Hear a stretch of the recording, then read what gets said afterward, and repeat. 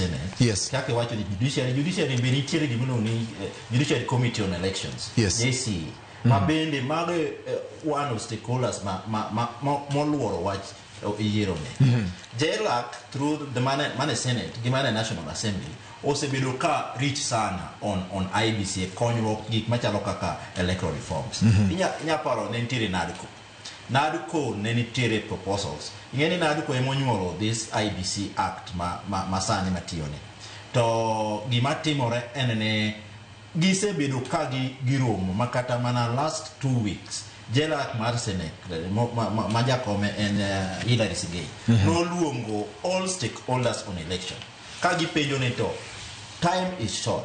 Ere kaka wanyalo realize these electoral reforms chon kaka Craiglan owacho ne onego bed ni gitimore at least 2 years before election.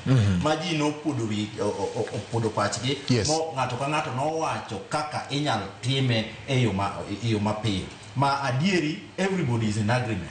Ni time is short and kama secretariat osedire electoral gik machalo kaka electoral reforms gi koro with the IEBC gin at some advanced stage. Ok ni gidi chako gigi from scratch. Gin gik mosetimore mosebedo ka gitimo kendo the secretariat osechoro kaka dwaro. But politicians, what we have to agree, George. Yes. Election is a political issue.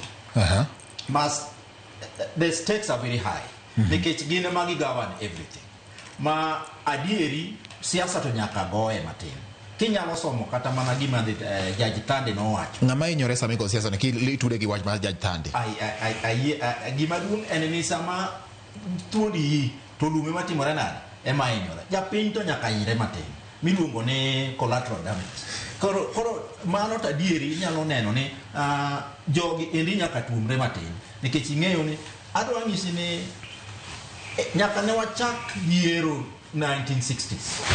Anytime ma the incumbent dwaro ni mondo nuore ng'at manie telo karo ni mondo dog kendo ochako dog kendo yuaro gi tuomruok moro nyaka bediga. Kineno kata mana 2007 gimomiyo ne ji nogore the incumbent then ne dwaro 1997 Moi ne dwaro kata mana Uhuru sama ne dwaro doyo former president Uhuru ne dwaro doyo ne nitiere tungni gi yuarruok ne machocho wach ni mar the incumbency luongo ne the incumbent syndrome en ga gima chando ji kata mana all over Africa kata mana all over the world ne the incumbency syndrome is strong.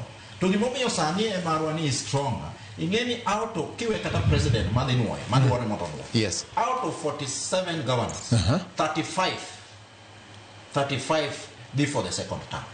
Mano ngisi ni the incumbency syndrome is not only at the national level, to any nyaka at the county level. Mane ka election masani tungni gi yuaro ko chakore chon. Nimar not only at the national level ma yuaro nitiere, kata mana at our county levels. Jok madwara kidi Migori neno kaka Migori liet maonge kaka tin. Kidi kamora mora ma the incumbent dwani mona Kisumo kweni mar the incumbent walk. But kingie ma kineno Kisii matimore Kisii nikech edwani mondo no the incumbency syndrome no en gimo osebedo katimore to en mo affect kata mana electoral reforms. Kech ngene ngama ni state house odwani mondo tin kako timore nane kako dwaro oluor ni kokete to nyalo finye kamoro. Ineno gima mama chawacho wajia on the president. Gimane omiyo IEBC Ogolo statement. Yes. Look at those talks. Ineno ka the drums man luen osechako go kona ka kona. Yena agwenyra ge osiepa Makolwal matin kech gwenyruok ji nyaka pogre e paro. Yes. Elections is not only a political issue, it is both a political and a legal issue.